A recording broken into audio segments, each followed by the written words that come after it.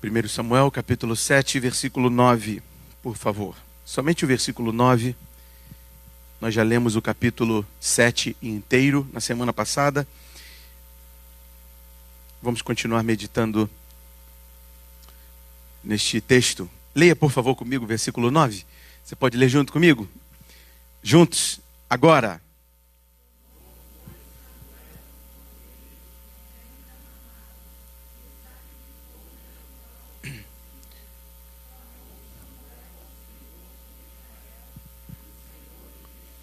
Aleluia, aleluia. Senhor, muito obrigado pela tua palavra, Jesus. Obrigado pelo teu Cordeiro Santo.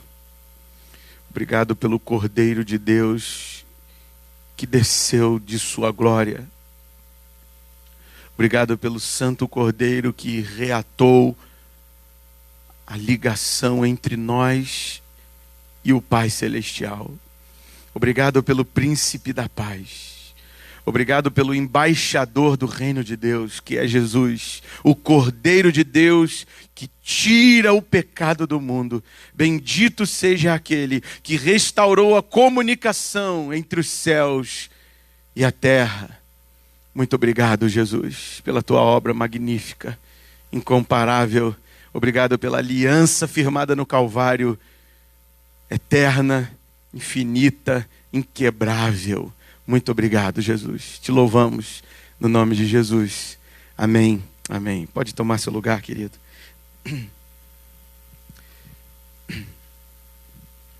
Agora volte umas folhas comigo. Já lemos também esse versículo. Volte um pouquinho no capítulo 3.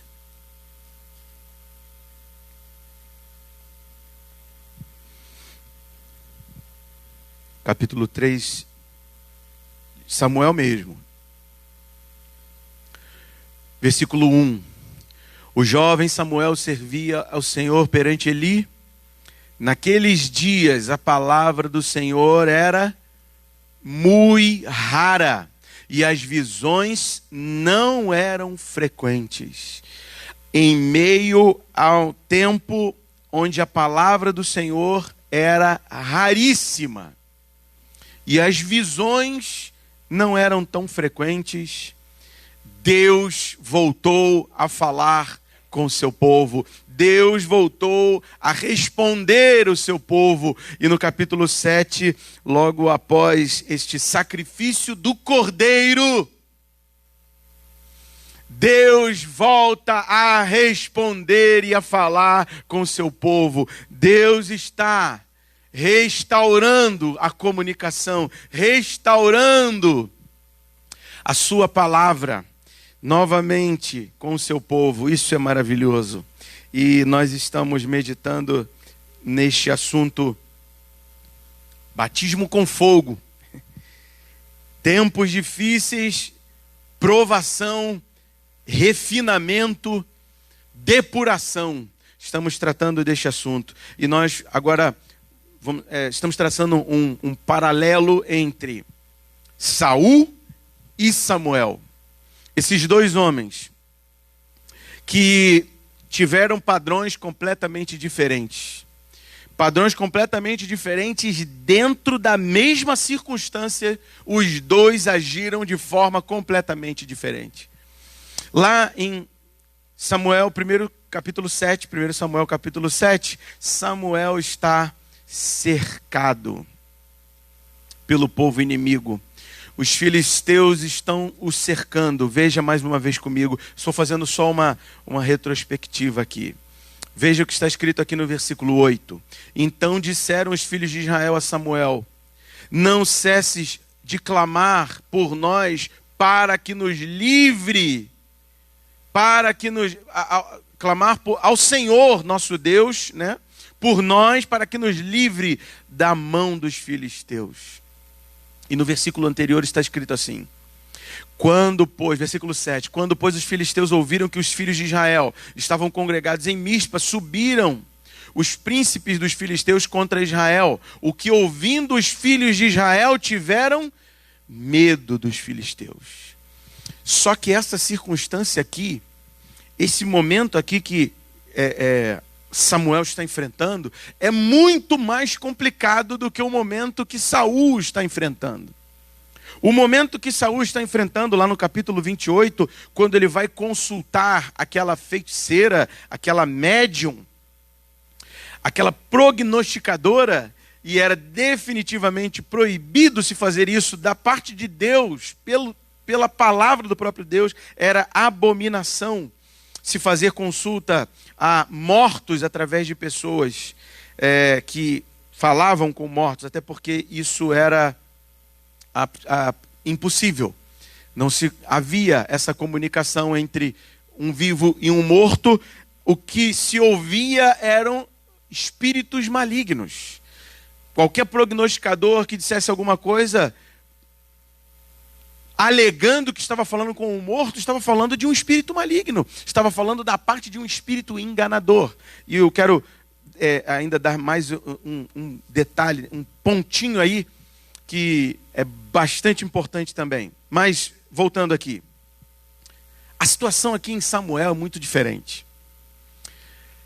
Nós estamos fazendo assim, voltando lá atrás para chegar até aqui no capítulo 7. Então nós voltamos. Por que se deu toda essa circunstância de Deus não falar com o seu povo? Da palavra de Deus ser tão rara. Veja, muito rara. Outro dia estávamos lendo a Bíblia e minha filha perguntou: pai, o que significa esse negócio de muito? Ela leu o texto na Bíblia, e a nossa Bíblia ela é de 1993, se eu não me engano, essa Almeida Revista Atualizada, de 93. Só que ela ainda mantém o padrão de 1969, das traduções de 1969. Ela deixou assim, algumas palavras, ela deixou continuarem como é uma versão de Almeida. Almeida é um português. Então, por isso que você vai ver algumas palavras que se assemelham ainda ao português de Portugal.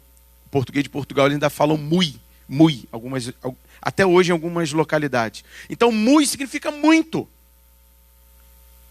A palavra de Deus era muito rara, significa que praticamente não se ouvia a palavra de Deus. A palavra de Deus não era lida, não era dita, não era declarada, não era proclamada. Deus parou de falar com o seu povo. Literalmente.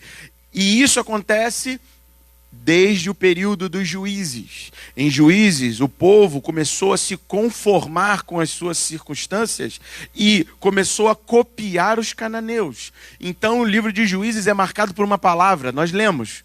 A palavra é: cada um adorava a Deus da forma que achava melhor.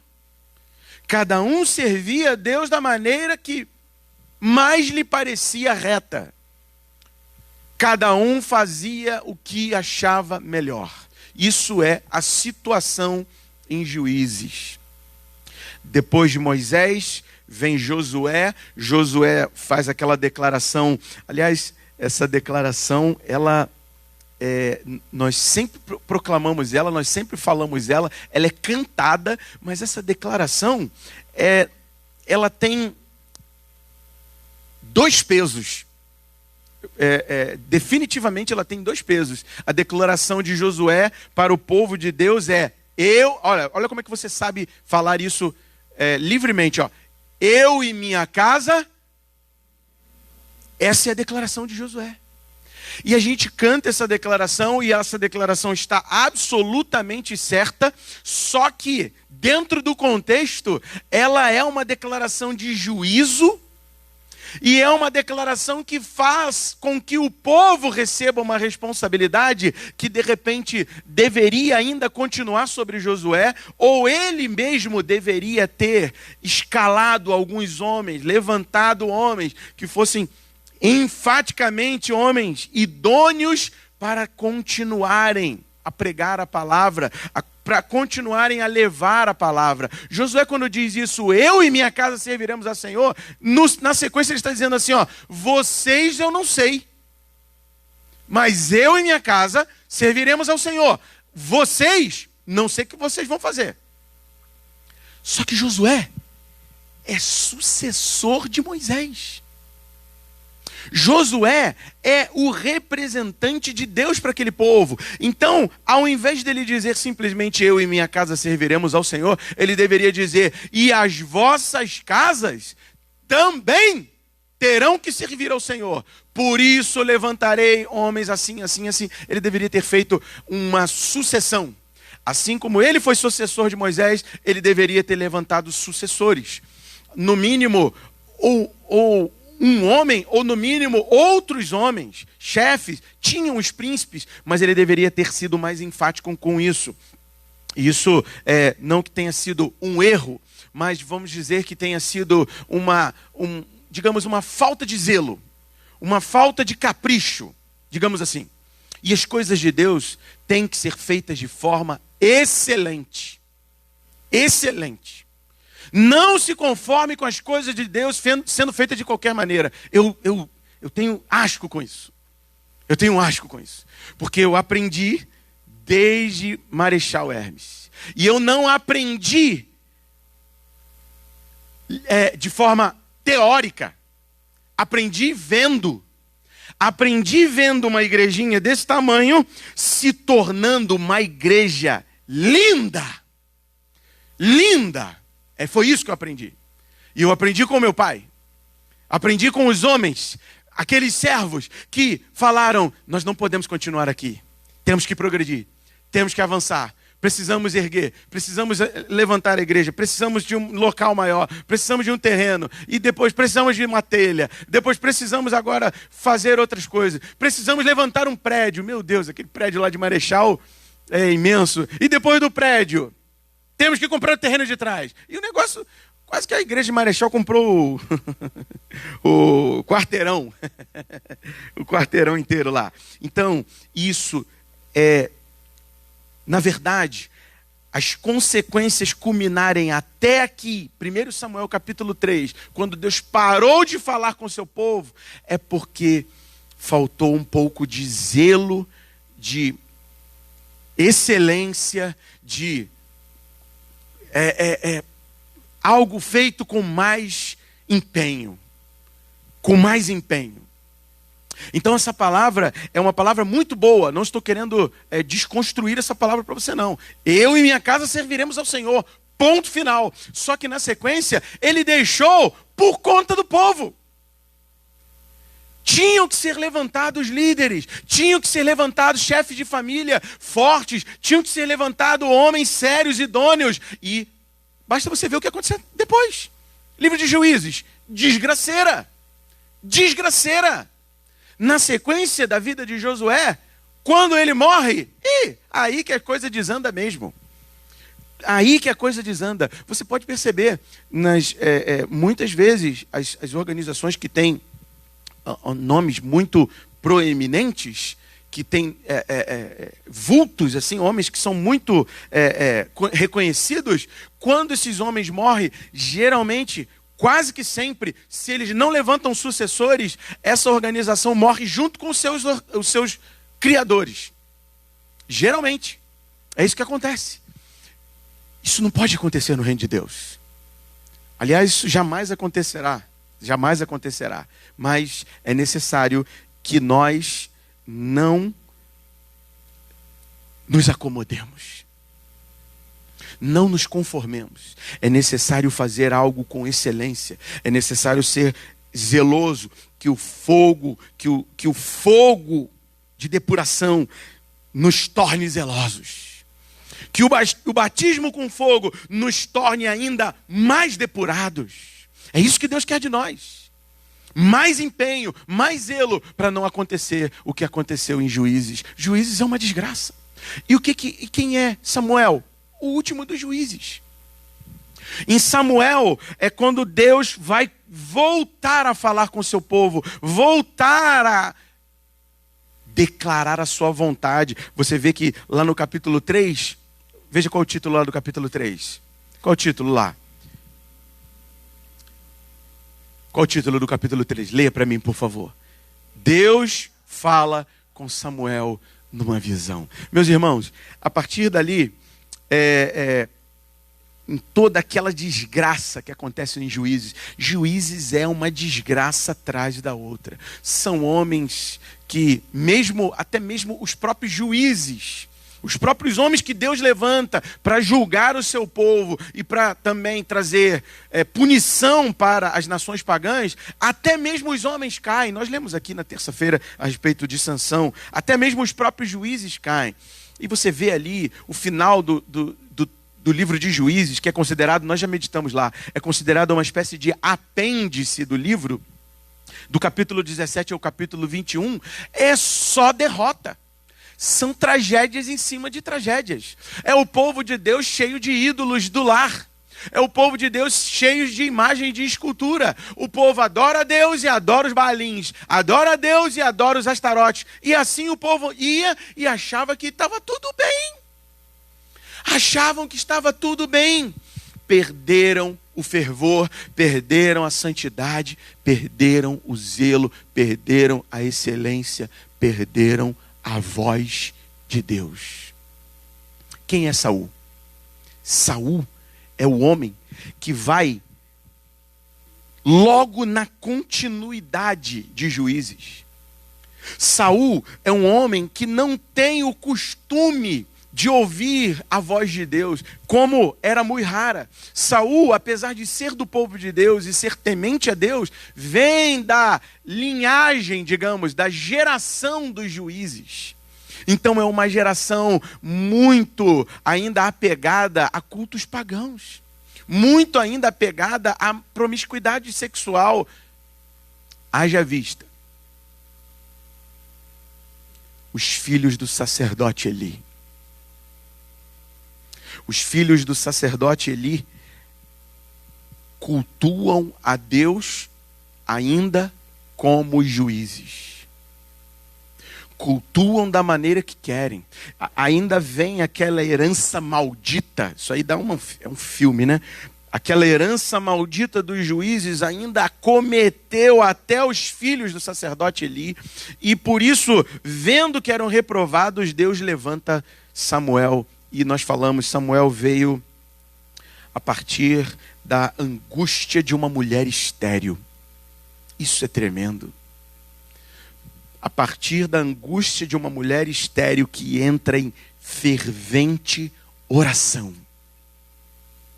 Ao ponto do sacerdote, que era o homem que servia na casa de Deus, achar que ela estava embriagada, quando na verdade ela era o padrão de busca, de contrição, de aflição, de dependência, de súplicas. E o sacerdote diz: a essa hora da manhã está embriagada, mulher? E ela diz: sou mulher de espírito amargurado, angustiado, aflita. Eu preciso de filho. Eu preciso que Deus me abençoe. Eu preciso da mão de Deus sobre a minha vida. Eu preciso dele. E o sacerdote, que já estava amortecido pelo passar do tempo, acostumado, não disciplinava seus filhos. Você sabe por que o sacerdote Eli era obeso? Ele era muito obeso. O sacerdote Eli era muito obeso, muito provavelmente, preste bem atenção, eu não estou querendo falar definitivamente aqui, não estou falando absolutamente nada contra obeso. Nada. Estou falando a respeito do sacerdote. A obesidade dele vinha do pecado. Era consequência do pecado dos seus filhos. Seus filhos abusavam dos sacrifícios. Enquanto o povo estava sacrificando, seus filhos pegavam os maiores pedaços de carne e traziam para dentro de casa. E se empanturravam. E seu pai, que já não tinha mais idade para comer tanto colesterol. Você sabe como é que o sacerdote Eli morre?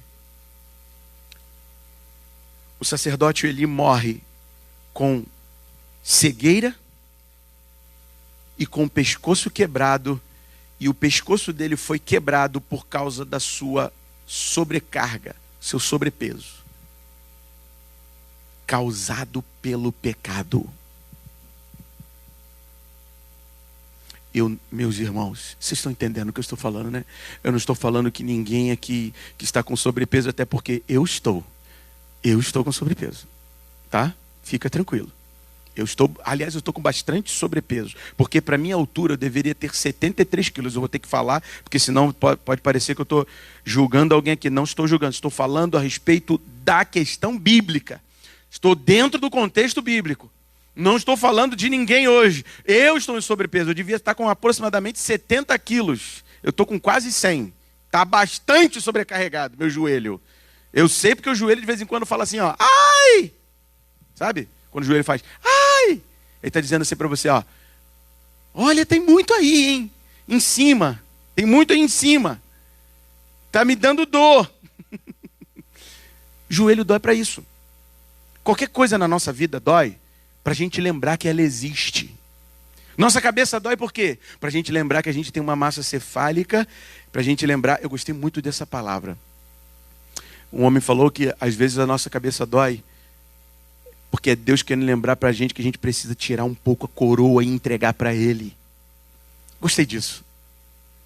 Sabia que nós somos chamados reis e sacerdotes? Sabia que o Senhor não vai colocar, Ele já colocou uma coroa sobre nossa cabeça? Você sabia disso? Sabia disso? Que nós somos sacerdócio real que faz parte da realeza. Há uma coroa sobre nossas cabeças, só que nós precisamos todos os dias tirar ela, colocar ela diante de Jesus e dizer, Senhor, só Tu podes. Eu não posso nada, eu dependo de Ti. E aí, deixar que Ele mesmo coloque a coroa de novo nas nossas cabeças. A gente tira para entregar a Ele. E Ele mesmo coloca de novo em nós. Isso é muito bom. Isso é bíblico, tá? Isso está na palavra de Deus. Não estou inventando nada não, tá bom? Os 24 anciãos tiram suas coroas e colocam diante do trono. Então dor de cabeça é bom, para lembrar isso a gente. Então definitivamente, meus irmãos, não estou falando nada a respeito de obesidade, até porque eu sou o primeiro aqui a ter que perder bastante peso, tá? Que fique bem claro isso. A obesidade do sacerdote Eli era causada por causa da conivência com o pecado. Pecado praticado pelos seus filhos. Os seus filhos, e eu estou tratando da história do início de Samuel até o capítulo 7. A gente está vindo lá de trás para entender o que está acontecendo ali no capítulo 7. E eu vou parar aqui.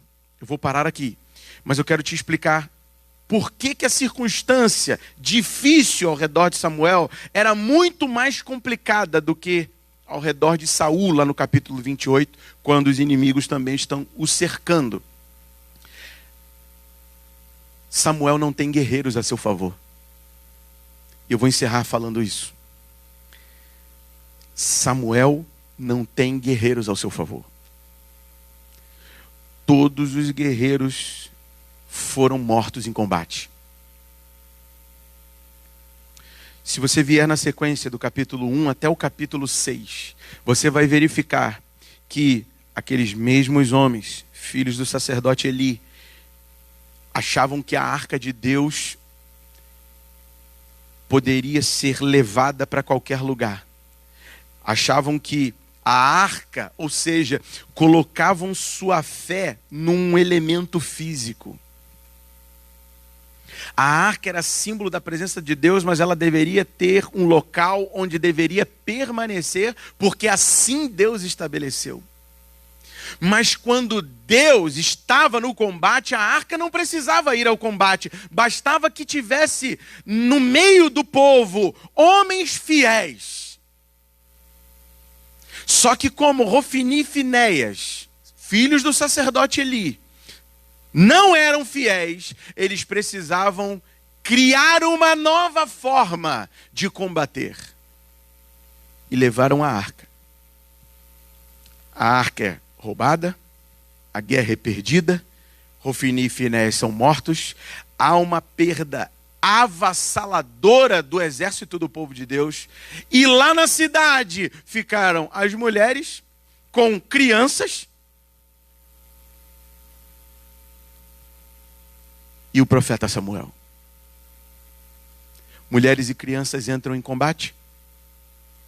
Mulheres e crianças vão pegar a espada para combater? Meus irmãos, a situação de Samuel é absolutamente, absurdamente, muito pior do que a condição de Saul, quando ele está completamente apavorado. E eu quero encerrar dizendo: Saul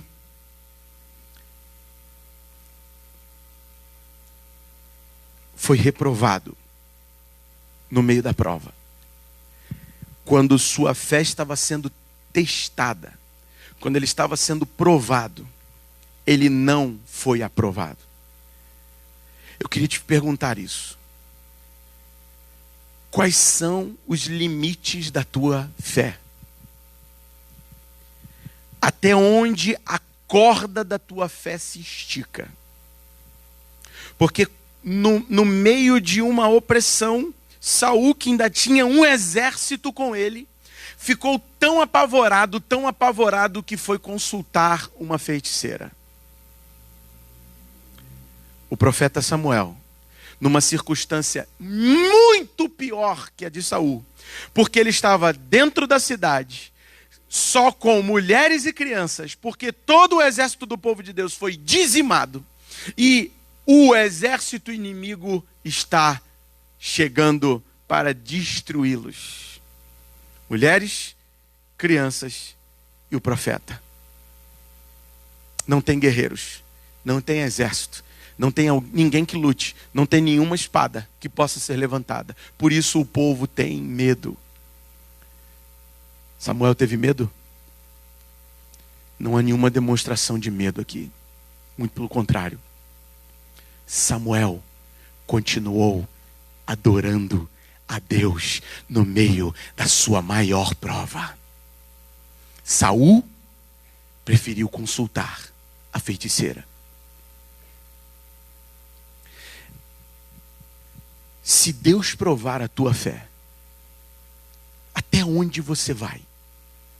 Até onde você está disposto a suportar? E eu queria que você abrisse rapidamente, para você ver o quanto que a palavra de Deus não tem pontas soltas, como ela é perfeita, como ela se completa. Veja o que o autor aos Hebreus fala sobre Jesus.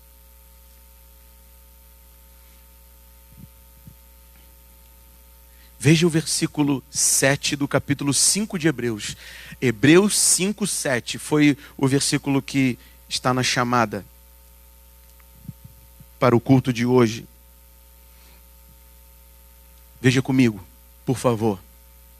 Hebreus capítulo 5, versículo 7. Ele, Jesus, nos dias da sua carne, ou seja, no tempo que estava em forma humana, tendo oferecido com forte clamor e lágrimas, orações e súplicas, a quem o podia livrar da morte, e tendo sido ouvido por causa da sua piedade, embora sendo filho, aprendeu a obediência pelas coisas que sofreu. E tendo sido aperfeiçoado, tornou-se o autor da salvação eterna para todos os que lhe obedecem. Só até aqui. Meus irmãos, quando essa palavra aprendeu a obediência por coisas que sofreu e aperfeiçoado estão na mesma palavra, isso é batismo com fogo. Se o próprio Filho de Deus, que João Batista disse que nos batizaria com fogo, se ele mesmo foi batizado, imagina nós. Se ele mesmo foi batizado com fogo, se ele mesmo aprendeu a obedecer no tempo do sofrimento e da escassez e da dificuldade, imagina nós. Nós só aprendemos em tempos difíceis. Tempos fáceis não são bons professores. Bons professores, bons mestres, são os desertos. É quando não há ninguém que você pode se valer para combater. É quando não há um exército ao teu redor. É quando ao teu redor só há pessoas vulneráveis como mulheres e crianças. E só tem você. Não há mais ninguém. Você vai permanecer fiel? Quando todos ao teu redor estiverem vivendo o evangelho ao seu modo, adorando a Deus da maneira que acharem melhor, você vai continuar servindo a Deus como fez Noé? E mesmo que você seja motivo de chacota e de deboche, você continuará sendo fiel? Essa é a pergunta. Mesmo que você esteja diante de todos os seus algozes, como o Filho de Deus estava, e ouvir a pergunta: tu és o rei dos judeus? Ou seja, tu és o Filho de Deus, tu és o Messias, tu és o Cristo, tu és o ungido, o enviado dos céus. E Jesus disse: tu o dizes. Mesmo no meio das maiores dificuldades, Jesus continuou o sacrifício. Mesmo no meio das maiores dificuldades, Samuel continuou a adoração, o sacrifício. Ele imolou o cordeiro, ofereceu o cordeiro. E Deus voltou a falar com o seu povo por causa daquele cordeiro oferecido. E aqui Deus volta a falar com o seu povo porque o cordeiro de Deus foi imolado. E por causa disso, hoje temos acesso livre ao Pai, porque Jesus é o único caminho para Deus. Ele é o caminho, a verdade e a vida. Ninguém vai ao Pai se não for por meio dele.